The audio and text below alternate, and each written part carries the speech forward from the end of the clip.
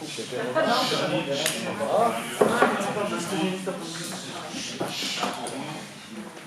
bonsoir à tous et merci de votre présence. Merci au public qui est présent. Donc, vous souhaitez filmer très bien. Je vous rappelle que vous avez fait un courrier rappelant les règles, notamment vis-à-vis du personnel qui est derrière et son droit à l'image. Donc évidemment, on connaît l'article de loi et nous sommes allés leur demander, ça ne pose aucun problème, comme avec le prestataire précédemment. Donc nous remercions tout le monde. D'accord, donc vous considérez que le personnel fait partie et n'a pas de droit à l'image? Mais non, c'est pas ce que j'ai dit, vous êtes incroyable. Je viens de dire que nous venons d'aller les voir et elles ont donné leur accord pour avoir un droit à l'image. On fait ça dans les règles de l'art, il n'y a aucun problème. Et si elles souhaitaient s'opposer, j'ai rappelé qu'elles avaient tout à fait la liberté de s'y opposer. Oui, ça aurait été mieux qu'elles soient questionnées avant et que vous puissiez répondre à notre courrier qu'on vous a adressé la semaine dernière. Donc, c'est pas plus grave. Alors je rappelle qu'en fin de conseil précédent, donc il y a un mois, nous vous avons alerté sur le fait que nous allions enregistrer. Je vous rappelle que j'ai fait un courrier en vous rappelant certaines choses, je leur ai fait bien que vous puissiez répondre pour que le personnel puisse lui aussi se positionner. Voilà. Merci.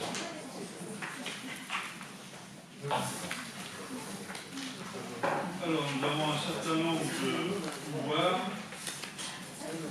Non, mais Jamila va partir. Donc, tu donnes le pouvoir à Joseph.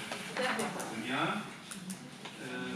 Donc, Eric Plus a les pouvoirs de le pouvoir de l'SCPI, et je pense que Stéphanie va nous rejoindre d'ici peu. Elle va terminer son travail. Françoise va assurer le secrétariat de séance de la CIP à Valence. Concernant le dernier compte rendu de la séance du 8 novembre, y a-t-il des questions ou des interventions? Oui. Oui. Alors, nous n'approuvons pas le compte rendu dans la mesure où la retranscription des échanges en début de conseil et en questions diverses est trop succincte et non représentative de la teneur des propos de chacun des intervenants.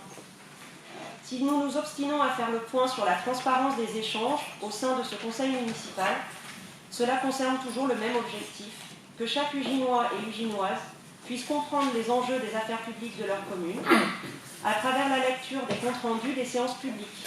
Sinon, ce papier n'a qu'une valeur administrative et cela est encore fort dommageable lorsque l'on souhaite défendre une démocratie de proximité. De fait, nous rappelons, concernant la captation des conseils, qu'Éric a bien précisé que le contexte sanitaire justifiait d'autant plus ce service à la population. Le public ne pouvant pas se rendre dans un espace restreint. Nous en profitons également, suite à l'article de Bernard Lepage sur le nombre de visionnages des conseils, pour dénoncer les chiffres apportés par le maire. Nous n'avions jamais regardé précisément le nombre de vues, mais sachez que nous sommes très loin des quelques vues annoncées par le maire pour justifier de la non-pertinence de ce dispositif. Les vues oscillent entre une centaine, plus majoritairement environ 200 vues, voire plus de 400 selon les séances.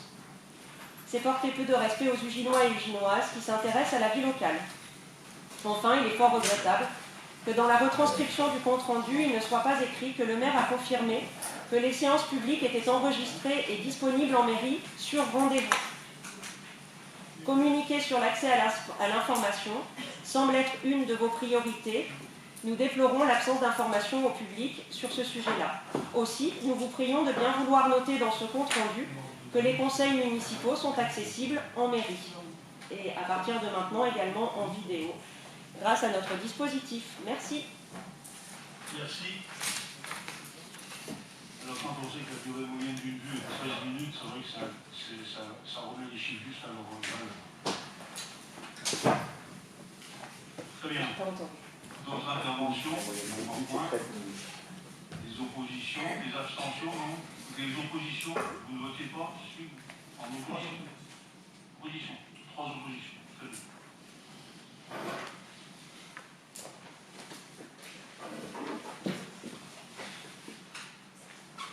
Les communications, donc les remerciements du judo club de près du gymnase dans le matériel lors du tournoi interclub. Ensuite, les décisions en phase.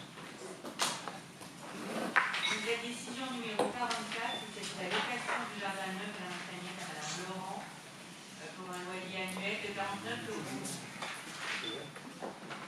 Merci. Oui, continue, Michel. Donc, d'autres décisions. La décision 52, c'est une dissolution de la régie de recettes du centre social Patrie. La décision 53, c'est la dissolution de la régie d'avance du centre Patrie. La décision 54, c'est l'institution d'une régie de recettes et d'avance du secteur jeunesse. La décision 55, c'est l'institution d'une régie de recettes et d'avance au centre socio-culturel de vie. La décision 57, c'est la dissolution de la régie de recettes au service de base de l'urbanisme. La décision 73 portant sur le service de communication, qui modifie sa abonnement en ligne isolé groupement tout trafic, société ligne SAU plus ASU pour un montant estimatif de 10 933,33 €. La décision 77 sur l'entretien ménager et nettoyage et visite des différents bâtiments communaux. Suite à la relance du lot 1 sur le nettoyage des vitres, la société SAUV et NET pour un montant de 8 678 € sur site à Marton. Merci. Hubert. Alors, pardon. Bonsoir à tous. Décision 18-10-2021, pardon. Décision 2021-74, portant sur la maintenance, vérification et mise en conformité des moyens de lutte contre les incendies. Donc, entreprise retenue, Protect Sécurité, pour un montant estimatif annuel de 773,40 €. Décision 20-21-75 portant sur la destruction d'un véhicule, cession du véhicule Viper Peugeot à titre gratuit à la société Autocasse. Merci. Michel, tu fais un point sur la trésorerie. Donc au niveau de la trésorerie, au 13 décembre, nous en étions à 3 933 000 €. Très bien. On va passer à notre ordre du jour. Donc, Hubert va nous faire un point tant sur le déneigement que sur les pannes d'électricité, en rappelant que la commune, ce n'est pas Enedis, ce n'est pas la commune qui fournit l'électricité, ni la commune qui tient les lignes, soit qui les répare. Et effectivement, les conditions exceptionnelles que nous avons connues ont fait qu'il y a eu des difficultés. Je rappelle que des contacts ont été pris auprès de nombreuses familles pour leur rappeler que s'ils avaient besoin, on pouvait les loger. Compléter Hubert et éventuellement qui était de garde, si je puis dire, ce jour-là. Une cellule de crise a été mise en place et on ne peut que se féliciter du travail des services, en particulier de tous les services techniques, de l'engagement qu'ils y ont mis, la réactivité des mécanismes qui nous reviendra, et puis rappeler qu'effectivement, dans la situation que nous connaissons aujourd'hui, il faut que chacun prenne ses responsabilités et prenne un peu de recul, si je peux me permettre. Depuis quelques jours, et plus particulièrement depuis ce matin, les services, le service, et tous les services, tant à l'accueil que le service des écoles, sont en tension permanente, puisque les enfants rentrent et sortent de l'école, vont se faire tester sans se faire tester tout en se faisant tester, excusez-moi. Des déclarations sur l'honneur, on les appelle, on les rentre, ils reviennent, on rappelle les services. Celui-ci va manger, celui-ci ne va pas manger, celle-ci va manger, mais on ne sait pas si elle va manger.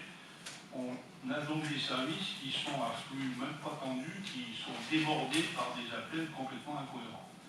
Et je voudrais là vraiment remercier les services, remercier Séverine, les deux Séverines, et toutes celles et tous ceux qui passent des journées entières à tenter de répondre, bien entendu aux Uginois, mais en même temps en demandant à tout un chacun de prendre un tout petit peu de temps et de regarder les choses en face, parce que nous subissons, comme tout le monde, la crise, et nous subissons des décisions qui ne sont pas de notre responsabilité, on assume comme on peut, et on a aujourd'hui, comme beaucoup de collectivités, et comme dans de nombreuses entreprises et autres acteurs économiques, des personnels qui sont soit touchés par le Covid, des personnels qui sont en maladie, des personnels qui sont absents, et que ceux qui restent, malheureusement d'un côté, mais heureusement pour nous, assurent un service remarquable.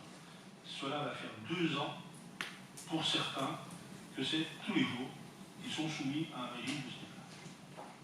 Et j'invite tout un chacun à venir voir les services et le travail qu'ils font, simplement pour se rendre compte du travail qui est fait. Et j'aimerais qu'on reconnaisse au moins cela à nos services publics et du travail qui est fait tous les jours par ces services. Voilà. Donc Hubert, un petit point sur le déneigement et sur le travail qui a été fait auprès et avec Enedis. Alors, au niveau du déneigement, donc vous avez vu les péripéties qu'on a pu subir, beaucoup de neige, des épisodes assez violents. On a cumulé les centimètres de neige. Donc les services sont rentrés très vite à pied d'or pour... bon, on est en viabilité hivernale, donc il n'y a aucun souci là-dessus, tout le monde était prêt. Donc je pense qu'ils vont tourner un maximum. On a essayé de satisfaire, malgré les appels pressants, parce que c'est humain de réagir comme ça, on a essayé de satisfaire et on est arrivé de toute façon à préserver une situation sécurisante, sécurisée, autour des écoles, des commerces, des entreprises, de la voirie en général, et au mieux pour les trottoirs annexes, etc. Globalement, entre les secteurs du gym, des riz et les hameaux qui viennent avec, on a été présent partout. Alors certes, vu la quantité de neige, on a pu par moment être un petit peu en retard sur le parcours qui peut être, on va dire, régulé dans le temps. Mais on a été au rendez-vous et je pense, d'ailleurs on l'a confirmé tout à l'heure, on n'a pas mis aucun Ginois, aucun automobiliste en dépôt. Donc tout le monde a voilà, on a pu voir que ça a fonctionné. Et encore une fois, à mon tour, moi je voudrais féliciter les services techniques parce que, y compris les sous-traitants, ils ont eu des difficultés parce qu'on a eu aussi de la casse matérielle, mais ça n'a pas empêché derrière de récupérer le travail. Et c'est toujours tendu, c'est toujours difficile quand il neige en discontinu comme ça. Mais voilà, je vais juste féliciter les services techniques. Je pense qu'on peut voir aujourd'hui les rues d'Ugine, on est lundi. Déjà hier, c'était pas loin d'être net partout. On a aussi la glace qui s'y met. Mais bon, le travail a été assuré et bien assuré de manière générale et globale sur la ville. Voilà pour le déneigement. Ensuite, malheureusement, on a eu aussi des épisodes compliqués avec des ruptures d'alimentation sur 2 lignes à haute tension du côté du Val d'Arly, plus la Haute-Savoie, qui ont généré une mise en activité d'Enedis, puisque bien sûr on les a interpellés rapidement, mais quelques administrés. Je rappelle encore une fois, comme l'a dit le maire, c'est qu'on n'a pas la main sur l'opérationnel. Je veux dire, qu'on les appelle nous, vous les appeliez vous, on n'a souvent pas plus de réponses. Bon, sauf qu'on était un petit peu en période de crise, donc on avait quand même un interlocuteur au bout du fil tout le week-end, jusqu'à dimanche matin. 2 interlocuteurs, plus les services détachés qui ont fait aussi le relais. On était en lien permanent. Ça a été un travail intéressant, mais encore une fois, sur lequel on n'avait pas la main. Donc on a pu répondre à des demandes d'administrés au travers des informations qu'on avait. On a demandé à Enedis de faire des informations intermédiaires sur les réseaux par rapport à la situation, parce qu'on ne peut pas cautionner quelque chose dont on n'est pas responsable. Donc ça a été fait, plus ou moins fait. On a eu un retour à la normale, donc ça a été dur, parce qu'il y a d'autres événements qui sont arrivés, des arbres qui sont retombés, des livres qui sont recouchés entre-temps. Ça fait qu'avec la mobilisation des équipes, la multiplication des événements a fait qu'on passait d'un accident à un autre, d'un incident à un autre, et on n'arrivait pas à rétablir en ligne tout ce qui était prévu. Enedis n'arrivait pas à remettre en ligne tout ce qui était prévu sur leur plan de travail. Au final, on est retombé sur une situation, on va dire, quasi normale, samedi à partir de 18h. Restait encore quelques points isolés sur lesquels on a pris soin avec Enedis de s'assurer que les personnes n'étaient pas en difficulté. Je parle sur les Hauts-des-Rues. Et dimanche matin, on a reconfirmé que tout fonctionnait. Donc prochainement, on va quand même solliciter Enedis pour refaire un point précis sur les événements, sur la chronologie des événements et la manière dont ils ont été gérés derrière. Pour qu'on voie un petit peu comment éventuellement on peut les solliciter à nouveau pour améliorer encore, on va dire, les infrastructures si c'est possible. Voilà, je vous suis confirmé qu'effectivement vendredi, avec quelques élus, on a fait une cellule de crise et on avait pris la décision, notamment sur les riz, puisqu'on n'avait aucune garantie quant au retour à la normale, pour aller accompagner les gens s'ils avaient besoin d'être relogés ou s'ils devaient descendre du hameau. Et on a pris des décisions pour qu'ils puissent être, on va dire, accueillis, dormir, manger, déjeuner, peu importe, quelque chose. Je vous rappelle que c'était plus de 30 heures de coupure. Donc ça peut paraître un peu long quand même pour certaines personnes. Mais Aéri, ils ont le cuir tanné, donc ils n'avaient pas trop besoin de ce côté-là.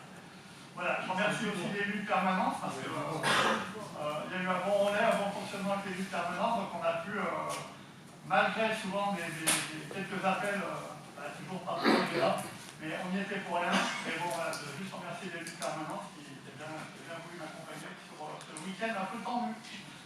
Voilà. Merci. Bien. Simon, délibération numéro 1. Budget politique 2022. Un budget punitif qui va être assez proche du DOP, que l'on a pu examiner lors du dernier conseil, et qui vient confirmer un effet ciseau annoncé il y a de ça un peu plus d'un mois. Ce BP assombrit, trouble un petit peu les perspectives que l'on pourrait avoir pour les années à venir et nous invite à une vigilance accrue à chaque instant pour l'année à venir, pour les années à venir.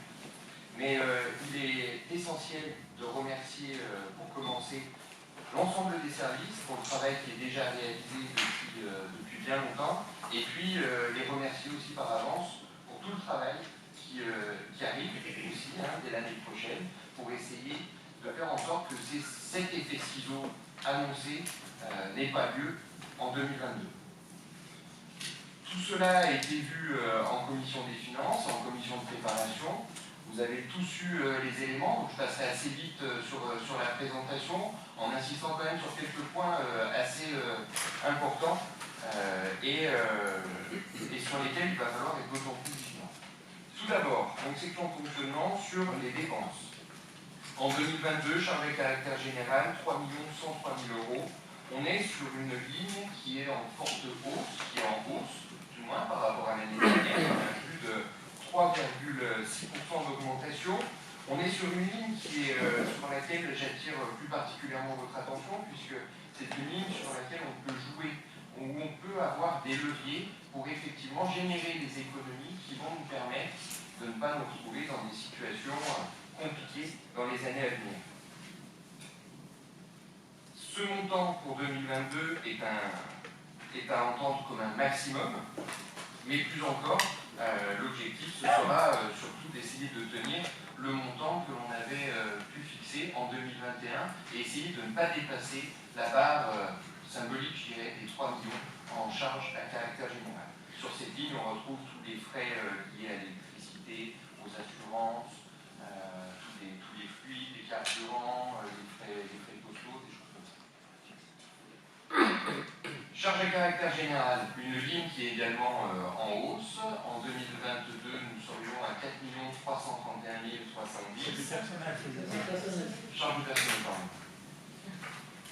Une hausse de plus de 4% qui s'explique très simplement suite à des évolutions de carrière ou encore la création de nouveaux postes ou même des évolutions qui sont imposées par l'État et qui viennent augmenter effectivement ce montant.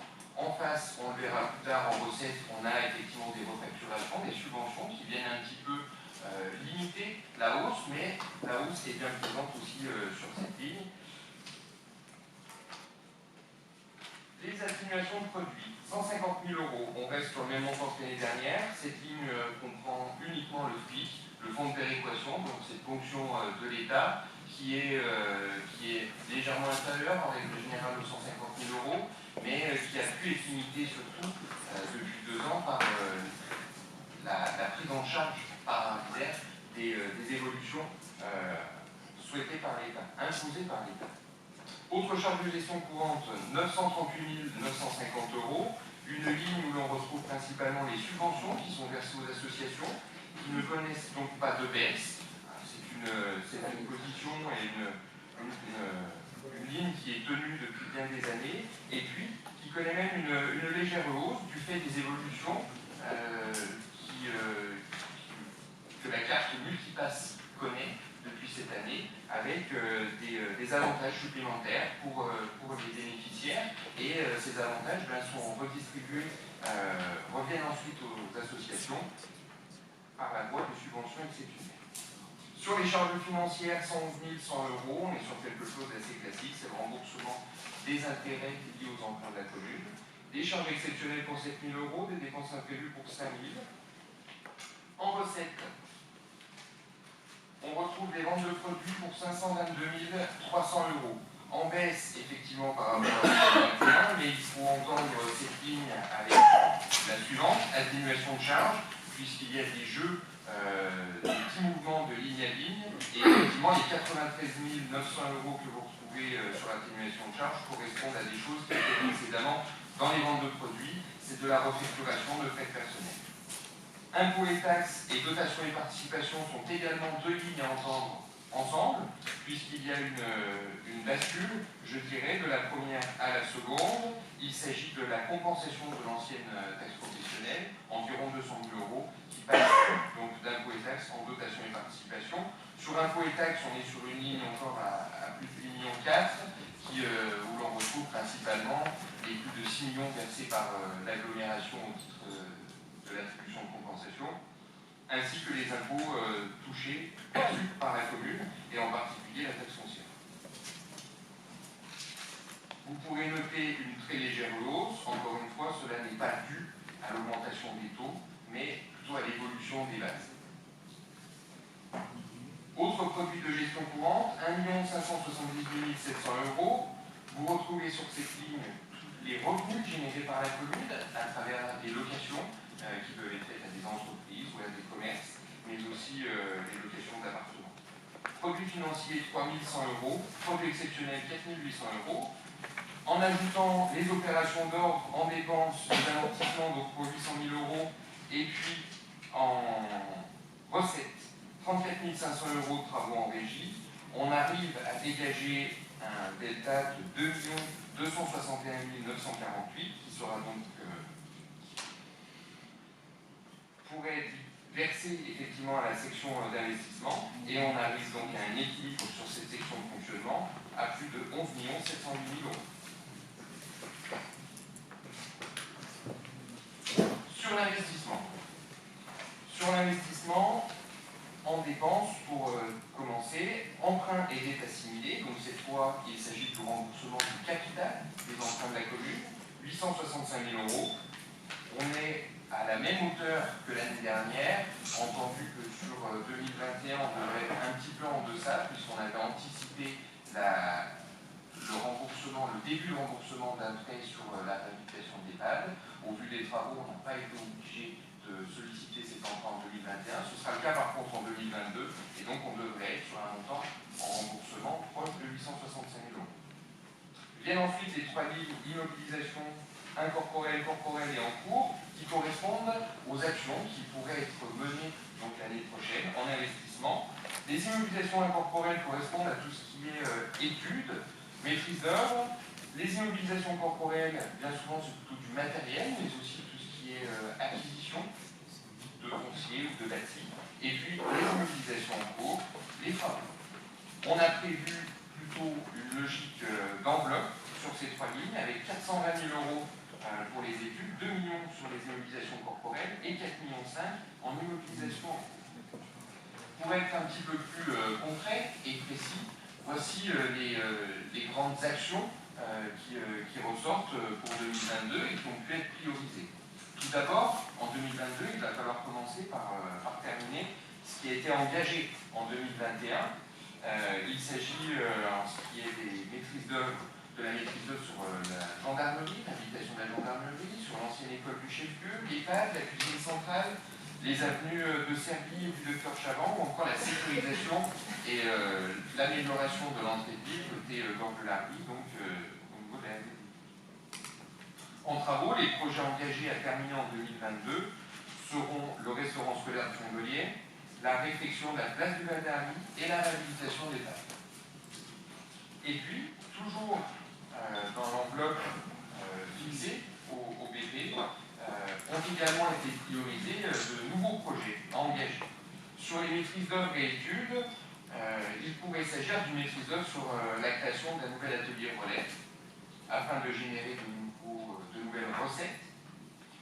Des études également sur le suivi de la performance énergétique des bâtiments publics afin de générer plutôt des économies au niveau de nos consommations, et puis une étude d'aménagement sur la ZAC Loredet qui est évoquée effectivement depuis quelques temps et qu'il conviendrait de lancer en 2022, puisqu'on va être sur quelque chose, sur un projet qui va se travailler sur un temps assez long.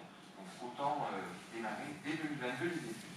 Sur les travaux, les projets engagés seraient le réaménagement des locaux de l'ancienne trésorerie afin de déplacer les crédits, le développement de l'environnement numérique de travail dans les écoles avec des remplacements de TBI, de tableaux interactifs, la réhabilitation de la maison Ravier, la réhabilitation de l'ancienne école du chef-lieu,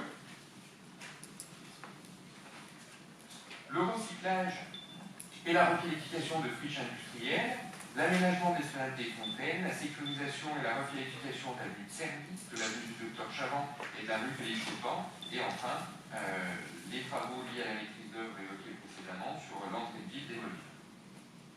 Voici les principaux projets qui ressortent effectivement des différents échanges qu'on a pu avoir et d'un système, d'un jeu de priorisation. Tout cela représente peut-être bien plus de 4,5 millions inscrits au BP, donc il y aura peut-être encore des choix à faire au fur et à mesure de l'année, mais voici les premières lignes et les premières, finalement, une première image des actions qui pourraient être amorcées dès 2022. Sur notre section d'investissement, on a parlé des dépenses. Sur les recettes, dotations et fonds divers, 1 700 000. On retrouve là-dessus notamment le FCTVA ou encore le report de l'excédent de fonctionnement supplémentaire. Des subventions d'investissement pour 550 000 €, entrée légère hausse.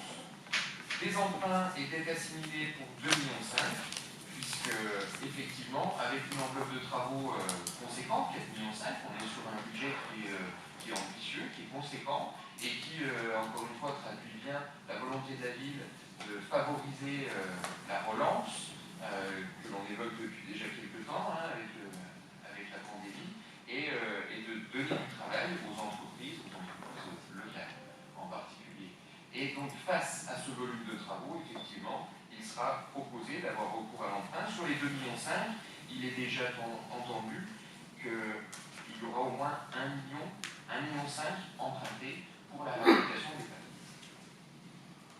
Avec les opérations d'ordre, donc c'est la bascule de la section de fonctionnement, on retrouve donc les 34 000 travaux en régie dans les dépenses, et en recette les 800 000 d'amortissement ainsi que le virement de la section de fonctionnement.